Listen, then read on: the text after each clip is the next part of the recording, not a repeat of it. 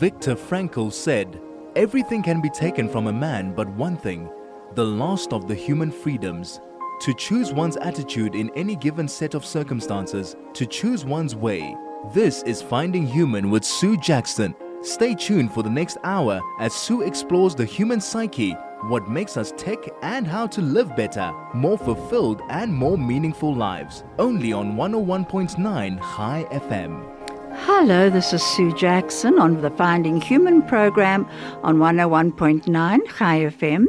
My guest today is Klasie Wessels. Many of you remember Klasie. He's been on my program quite often, and I'm going to introduce him in a minute. Our topic is the call of the mountains.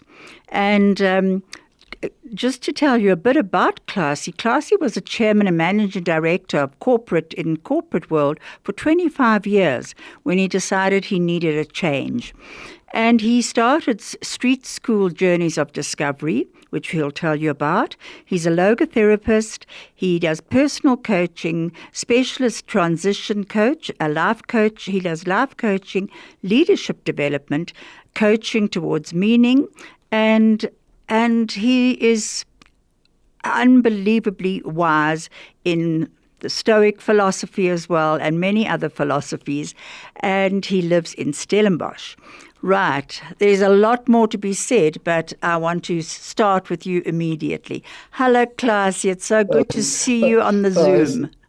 Yeah, hi Sue. So nice to see you again. You're always so kind with your introductions. It's always so embarrassing to hear you introduce me. Thank you. It's great. Are you surprised at what you've done? Yes.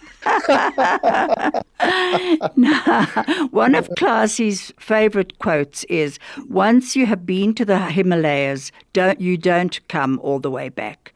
Now, Klasie has just come back last week or the week before. Klasie, tell me about your experience this last time. Oh, thank you, Sue. Yes, we were a group of 15 people that trekked to Everest Base Camp. And some of the people only got back a few days ago. Some people chose to stay a bit longer. Yeah, so we left in the middle of April. I think we left on the 16th of April for Nepal, and then trekked. It's a 13-day trek in total, but the journey is 20 days. You know, all the traveling included is about 20 days. But we are on the mountain for 13 days. So yeah, we're all back. There's lots of stories to tell. We had some evacuations with helicopters. There were some very powerful experiences that some of the people had. So it'll be great to share some of that maybe with you. Yeah, I would like you to. One thing that came through, a question once it went out on Facebook, was how many times has Klasie been to Nepal and to the mountains? So this was my 15th trip to Nepal. Wow. I mean, I've been to India and Nepal probably 38 times in total in the last 12 odd years. But Nepal itself was 15, and base camp was 12. It was the 12th time to base camp. The other trips were sort of gap week programs that I did with school children in the Kathmandu Valley area. But yeah, this was my 12th journey to Everest Base Camp, and it's amazing that you do this over and over almost every year, but every time there's something new. There's something that strikes me either on a deeper level, makes a bigger impression on me. So even for me, that's been there so many times, there's always something fresh. And Klasie, with your quote about we don't come back after being at the mountains, how do you ground yourself when you've been so often there? Is half of you there and half here? What actually happens to you? Yeah, there is something that lingers, but that is maybe I can hitch that to nostalgia. For me, the biggest thing that happens in Nepal this journey to base camp is very stressful. It's very difficult. There's two things people tell me afterwards. They say to me, "You didn't tell us how hard this is going to be, and you didn't tell us how cheap the clothing is in Kathmandu." So there's, when you come back, there's something that lingers, and it's memory, it's nostalgia. it's that call, that mystical call that is actually very meaningful. You know, the mountains presents a mystery. And I mean, years ago when I started doing these things, my governing mantra, I can say, is have a story to tell. It was actually an advertising line we wrote for one of the Toyota vehicles. Right. And when I heard that line, when we wrote that line, have a story to tell, I thought to myself, what is the story that I'm telling? Well, I'm telling myself, I'm telling my kids, you know, what is this the story that I'm writing as a human being living my life, this one that I have? So going to the mountains is for me part of writing that story. This is part of my storytelling. And yes, you know, the Himalayas is a fascinating place. The people, you know, the Sherpas are so kind. They go to such lengths to make it comfortable for you and to look after you. We are challenged on all our dimensions. I mean, this is, you know, there's a word that I sometimes use when I talk. I call it spiritual vertigo. You know, Right. you get into those spaces and you think, all this stuff that I believe to be true about life, is it really like that? And a place like the Himalayas, and when you're under stress, you get not confronted in a bad way, but you get challenged in a good way to reevaluate the spiritual realities that you govern your life by. And I'm not, this is not just religion, you know, it's lots of other things in that domain. But you know, your mental constructs that you have, you get new appreciation for your body, the fact that you can still do stuff like this. So it's actually a very special experience and a very special place, and you cannot come back from that just locking it off and carrying on with life. There's something that lingers. You know, it's very interesting that you're saying that because my granddaughter has taken a gap year to Israel, and part of that gap year, they take them to India. And they said that that's where the biggest change happens in these children. They're mostly 17, 18 years old, who've come from pretty comfortable backgrounds often. And that going there, they go to New Delhi, they go to Jaipur, they go to Dharamsala, and they also climb the mountain, and they sleep at the top there, or they climb up wherever, and they spend the night up there. And my granddaughter phoned on Friday and she said to me, "Oh, you would love the market, Safta." She said, "You would love the scarves and the earrings, and I've bought you one." Beautiful. And, you know, when I asked her what she felt, that how had she changed, she said, "I have changed in so many ways. I don't have time right now to tell you, but when I see you, I will tell you." She said, "I'll never be the same again." And Beautiful. but they also said that they found the actual climb was difficult. It pushed them to their limit. But it was an amazing Yeah. experience. But so you see, here, I mean, comes into play Frankel's experiential values. The fact that we experience something, you know, as I'm just saying, I'm going to use the word Westerners. We live in our heads so much. We live in such a conceptual world. We're forever worrying about tomorrow, you know, looking at yesterday. We're forever in mental schemes and thinking and thinking. And when you get into an experience like what your daughter's experiencing, or like in the Granddaughter. Himalayas, you are granddaughter, you are you are in a physical experience and you're almost locked into it. And that's when a different kind of learning and a different kind of awareness about life happens. And I think part of that, we're going to break, but I just wanted to say quickly, part of that is realizing what an easy life she's had, she said, and how you don't need half of what she's had Wow. in order to be happy and to live a life of values. So I thought it was wonderful. We're going to ad break. I'm surprised you didn't tell me, Klasie. You know when the ads are. This is Finding Human with Sue Jackson, only on 101.9 High FM. Hello, this is Sue Jackson on the Finding Human program, and I'm back with Klasie Wessels, and we're talking about our topic, the call of the mountain. Klasie, you know, Edmund Hillary said it's not the mountain we conquer, but ourselves. So I would like to know from you, what is your mountain call? What did the mountain call to you this time? So it is linked to the people that I take, because part of what drives me is to take people to some kind of precipice, spiritual sort of edge, to take them to a point where they reevaluate themselves and discover something that they didn't see before. So I'd love to answer that, but if I also would love to run down the list of what these people experience on the mountain, because we had 3 helicopter evacuations. You can imagine how stressful that is. Somebody who physically got to a point where they were so out of it that they couldn't carry on, and you had to call in a helicopter to come and fetch them. So there were some massive experiences, and some of it may be interesting. Yes. Can Please I go run them? ahead. So let me start with the oldest participant. We had a guy called Willie, who's got a melanoma on his head, had radiation 3 weeks before we left. His last radiation treatment was, I think, 3 or 4 days before we departed, and he was celebrating his 70th birthday on the mountain.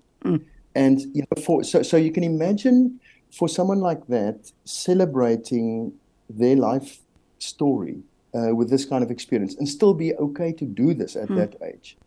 And his partner, Rosalind, is going through a massive career evaluation and life audit, and checking, is the work that she's still doing okay? And she's putting herself onto a different level. She wants to get involved with working with women going through struggles. She stayed longer in Nepal and had some amazing experiences also to help her actually pivot. So in a way, this mountain experience was pivotal. I've said it. We had a guy called Eric who was dreaming about this for 27 years. In 1996, when the big disaster happened and when the whole trekking industry to Everest actually became popular, Eric read all the stories about the 96 disaster and has been dreaming about this ever since.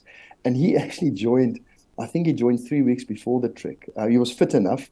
These people get training programs 6 months before we leave. Oh, do you give the training programs? Yeah, no, they have to do a lot of preparation. And but Eric was all good. He was fit enough. He actually took no Dimox all the way to the top. So he's been, fulfilling a dream that he had for 27 years. We had a lady called Marika who prepared 800 kilometers in walking in preparation for this. Wow. That's what she tallied up. She got ill with a tummy bug. And the morning that I walk in the back normally with the slowest person. And this particular day she was quite slow, and she was dashing off, behind a rock. And I could see that she was not in a happy space. And when I actually, when we actually stopped to just have a good look at what's going on, she was shivering with a blank look on her face. She was there was nothing in her eyes. Oh, wow. So I had to turn around and went back to the tea house. Thank goodness the response is very good. It was a clear day. It was blue sky. So the chopper was there, within the hour to take her away. We had a couple call. She must have been so disappointed after all that training.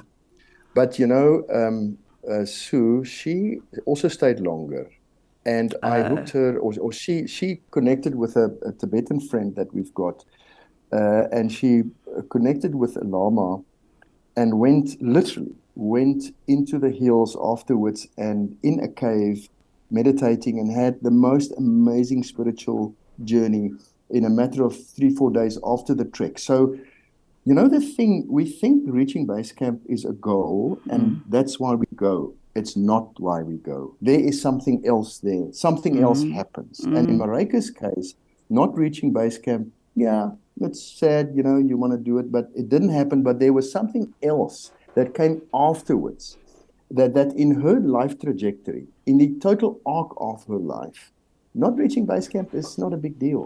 She got something else, Wow. and that is, in the concept of adventure, the moment you can script something, the moment you can predict something, it's not really an adventure. It's just like, protocol. You just jump through the hoops.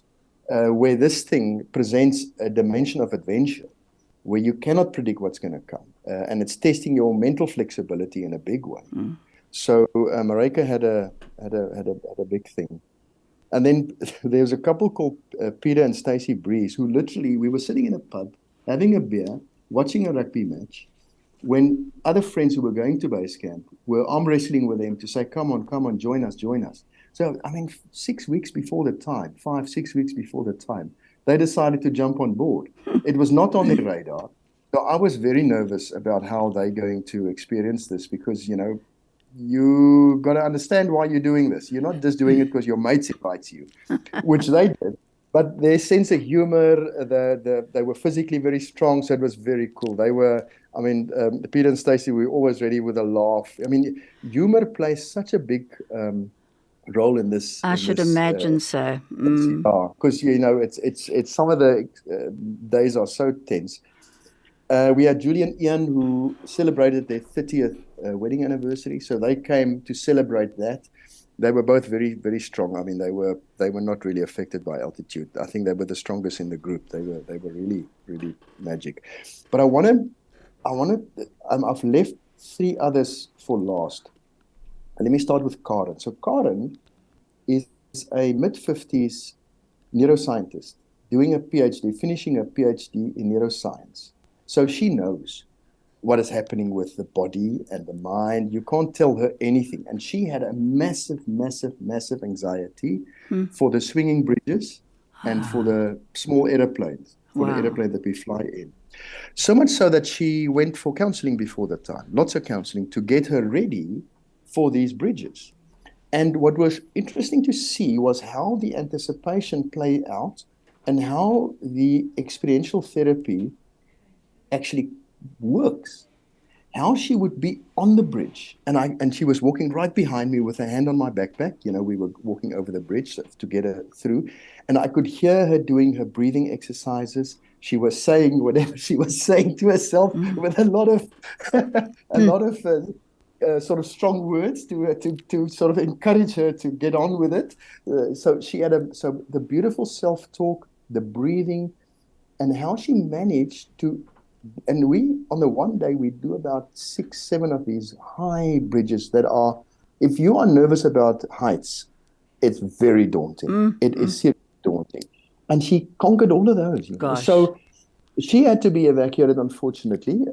But again, her level of confirmation that she gave herself or got from this experience, that how strong she is, and that she got to just short of 5,000 meters, which was incredible. And overcoming the flight, overcoming the bridges, has put her on a different path. She's on a different path. She's got a level of confidence that you don't read it. You can't read a book and get it. It's like you got to do something. That thing about the challenge is what makes life interesting, but overcoming it is what's making it meaningful. So in her case, the challenge of those bridges and overcoming them is what's making, her life, it gives huge significance to her life. I have a terrible fear of chain ladders, climbing up chain ladders, and of swinging bridges. Terrible. In order to do it, I've got to really psych my mind up. So for her to be at that height and doing it, what determination. And then we had a couple, John and Sarah Fitzgerald. Now, John, his mate Rory, they're schoolmates and been friends for 40 years. And Rory's son, Matthew, passed away 3 years ago in matric from cancer. No. And these Rory and Lina came to us with base camp. They came to base camp 2 years ago to commemorate that. And this year, John and Sarah came along to hang a flag at base camp and to sort of celebrate, and I think commemorate is if it's the right word, Matthew's life. And that kept them going because John is a big guy. He could have run out for the Springboks. He could have been picked as a Springbok lock. And in the mountains, size is not an advantage. You want to be light. You don't want to be a big guy. And John's a big, strong guy. But he persevered. He walked, and he, here again we can see Frankel's philosophy coming into play. He did it for Rory, and he did it for Matthew, and he did it for Linda. So him and Sarah. So that was, and when we got back to, there's a little place called Gorakshep.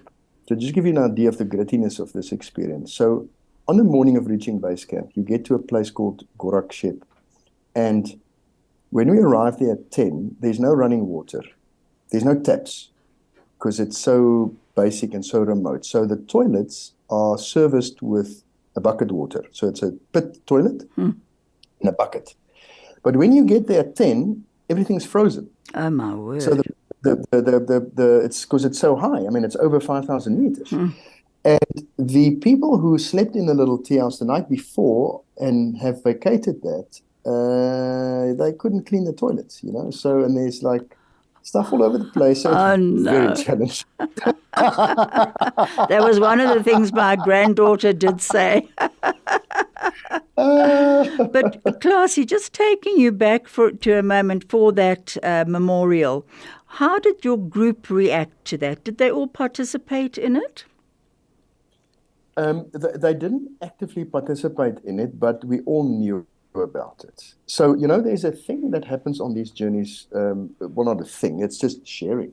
We share really, really intimate detail. The most basic level of intimate detail is, how many times did you pee today? What color was your pee? Did you do a poo? How many times have you pooed? Because we need to know. I'm sure. And also with that, what's it called? Daily belly, you've got to check too. Yeah. No, we need to know, because if there's a misfunction, if stuff doesn't work the way it's supposed to work, there's a problem. So, we all need to know. So we sort of compare notes. But now, no, just so that's where humor comes in. Yeah, very much so. But yeah, so in John and Sarah's case, we all knew that was part of their mission. But it's something that's that we sort of handle it sort of softly. It's discreetly. It's a personal thing. It's their thing. We're all aware of it, but you don't.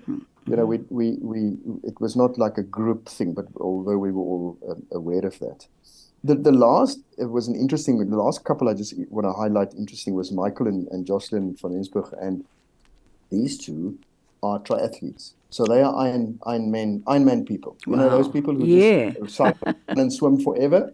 I mean, do you know what the Ironman the distances for the Ironman? No. So you swim for 3.8 kilometers in the sea. Then you do a 180 kilometer bike ride.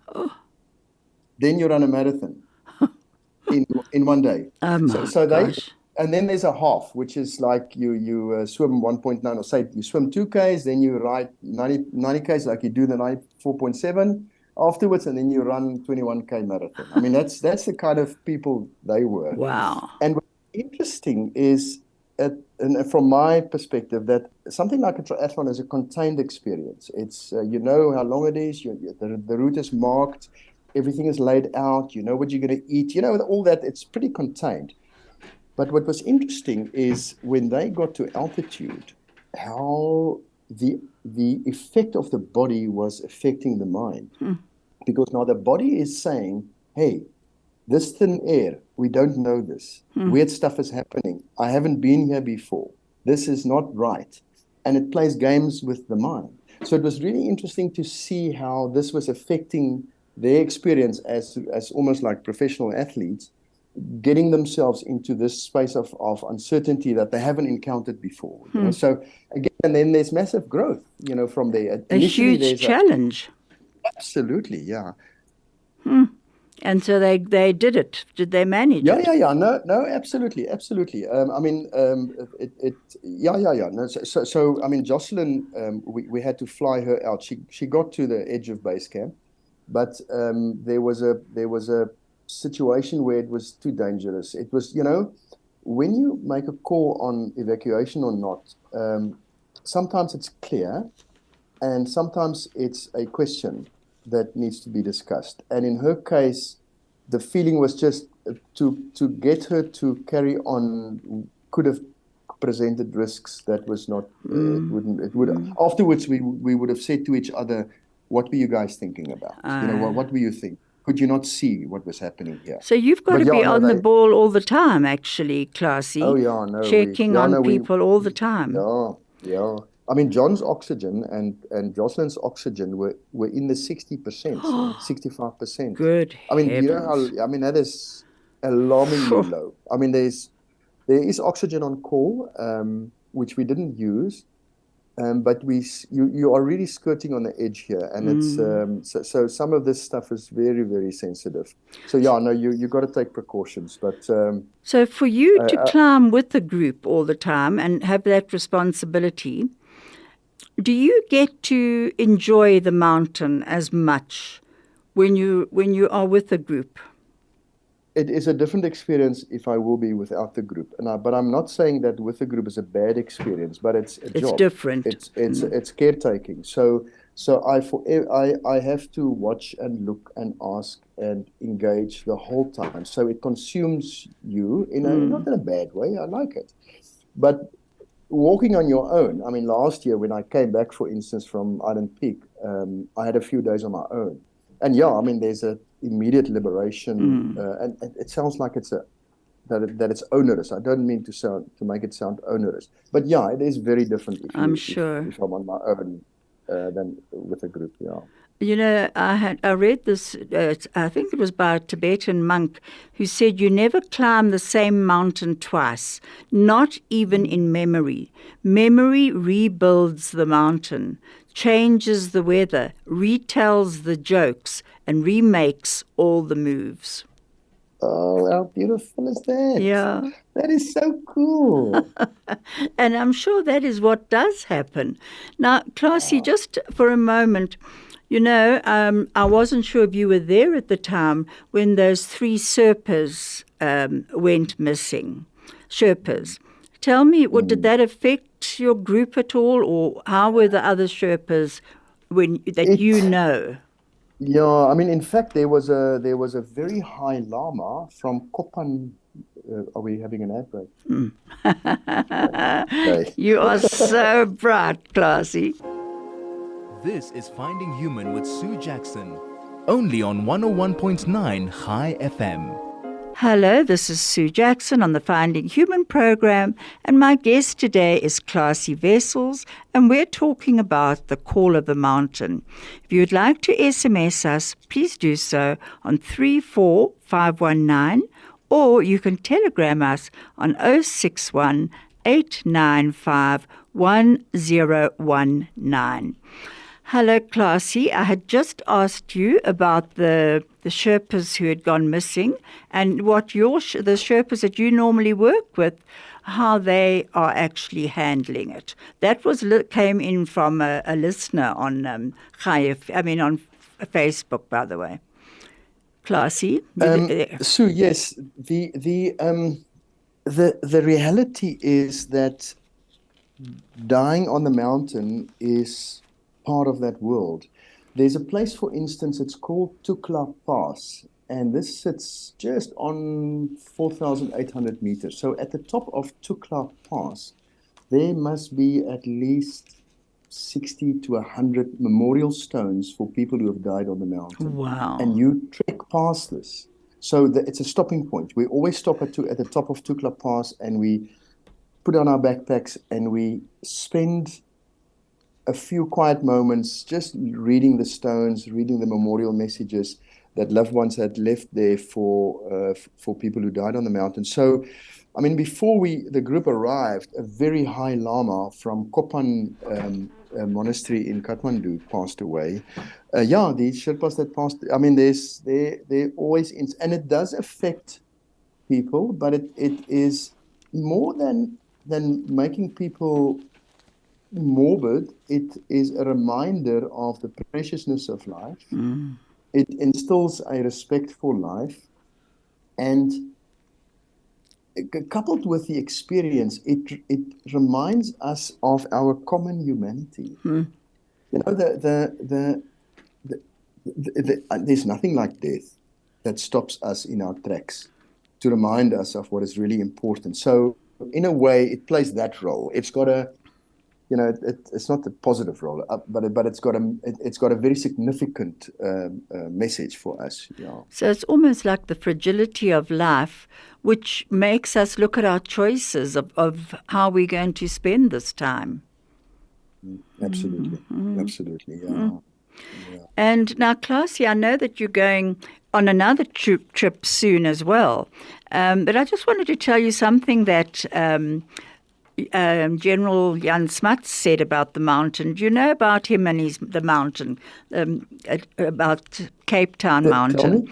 He Yeah. said he's actually been given a mountain that's named after him. A number of peaks in the Canadian Rockies in the vicinity of Kananaskis Lakes in Canada carry the names of admirals, generals, and others directly related to the military during the two world wars. Mount Smuts is exceptional and very special as it was named after a field marshal and Prime Minister of South Africa who had a very, very special feeling for mountains. And it says it's for good reason that Smuts has a mountain in his name. He once said of his love for the mountains when he was unveiling the Mountain Club War Memorial at Maclear's Beacon on the summit of Table Mountain in 1923. You've probably seen it actually, Klasie. And this is what he said. The mountain is not merely something eternally sublime. It has a great historical and spiritual meaning for us. From it came the law, from it came the gospel in the Sermon of the Mount. We may truly say that the highest religion is the religion of the mountain. Wow, beautiful. Isn't that Wow. beautiful? I mean, if you That look, is so if you cool. think about, the mountain peaks and the highs and the Yeah. lows and of our Yeah. lives. Now, the next group that you're taking, I would like you just to tell me a bit about that because that sounds very interesting. Sue, which one are you talking about? Is it Aventura? The Oh, Annapurna. yeah. No, I'm not. No, I'm not doing that one. Oh, you're not No, going no, to do it. we're not doing that one. Yeah, no. For some reasons, I decided not to do one. Now, my next trip will be to India. I'm taking to Dharamsala. I'm actually doing India Varanasi, India more mindfulness journey. That will be in March, April next year. And then base camp again next year, March, April. We'll do an Everest base camp trek again. I just want to add something. It wasn't on our discussion guide for today, but I just want to add something else. I stumbled on a new piece of research by way of, I haven't read the book and studied the research, but it really sounds interesting to me. It's called The 100-Year Life. Mm-hmm. And the idea is that we are getting older as a species, we're growing to be older and older. And there are still people who actually use the R word when they get to 63, 65 and they retire. I mean, goodness. But now, what do we do for the next, if we're fortunate enough, blessed enough, for the next 30 years? What do you do?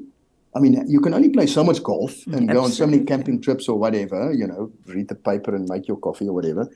And this whole notion of reinventing your life in these, I don't know what it's called, teenagers, the term teenager, it was a new development, things like yuppies and dinkies, all these acronyms that we use. So maybe one day we're going to have a word for life from mid sort of from 60s onward that is productive, meaningful, sensible, significant, and not just retirement, because it is so depressing, that concept.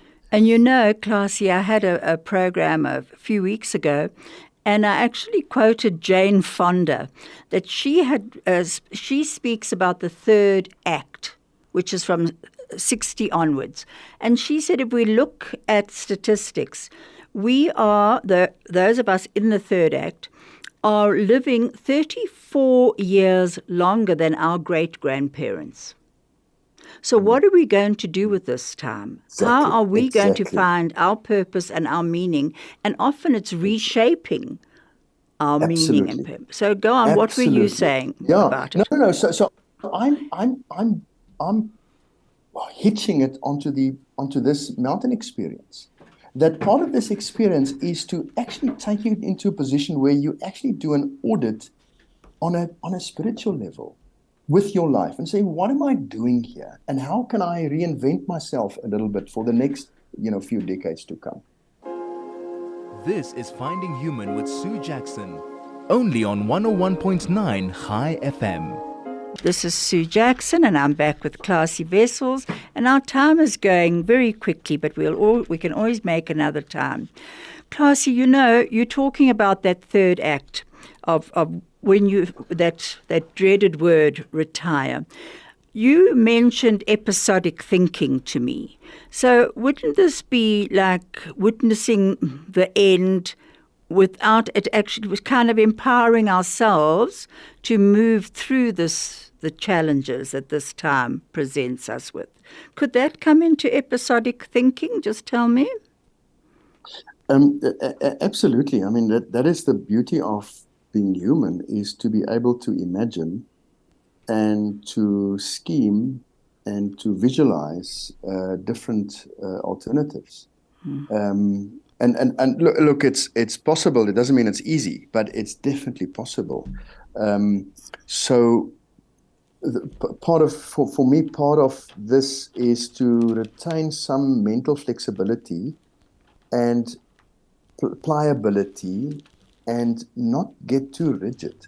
Because like a plant, as we get older, we get rigid in so many ways. Absolutely. And an experience like an adventure challenges you with unexpected outcomes to stay supple mentally. And then one can imagine different outcomes. So sorry, Sue. I just want to squeeze in a last comment. I didn't mention my wife Sue, and females. Okay, that's very important. She does the base camp trek with me, and we had 8 women and 7 men on this trek. And I just want to put a little light on a female energy in what is sometimes perceived to be a very hard, not male, but strong, forceful environment like the mountains, is very, very useful. So I can't do these treks without her. I mean, the two of us do these things together. And the female energy on something like this brings a softness, a warmness, an acceptance that is very, very important. And I think sometimes we underestimate that. So it's that empathetic sense that comes through. So you walk Absolutely. At the back with the strugglers, the people who are So where does your wife Sue walk? So she walks with one of the Sherpa guides in the front to make sure the pace is not too fast. Because we in order to manage altitude, we go really slowly. You wouldn't believe how slow we go at certain points. So they walk in front and I walk in the back, not so much with the slowest person, but, sometimes people want to sit on a rock and just have a little think and maybe, take a photograph and have a drink of water, and we string out. We don't all like troop along like a little posse, we make it very relaxed. Yeah, so I just look after the back and, whoever's there, I'm there, And do people actually speak to each other as they're walking, or are people in their own thoughts? No, well, it varies. You will get days where everybody's talkative, and you get a day when somebody wants to. It varies, but it's laughter. We laugh. We laugh a lot. There's a lot of laughter and a lot of jokes. It's the banter is nonstop, and when you have people like Ian and Peter and John with you and Michael, that's there's never there's always a joke somewhere. And Klasie, I'm being told that I've got to close now. But before doing so, I actually wanted to read Viktor Frankl's, if I can find it, just hang on, what he says about the mountain. He said, "Let us ask a mountain climber who has beheld the alpine sunset and is so moved by the splendor of nature that he feels cold shudders running down his spine. Let us ask him whether after such an experience his life can ever again seem wholly meaningless." And I think that's very much what you're saying, that you find your own meaning each time you actually start your climb. Absolutely. And the trek starts in the valleys, just as our life does.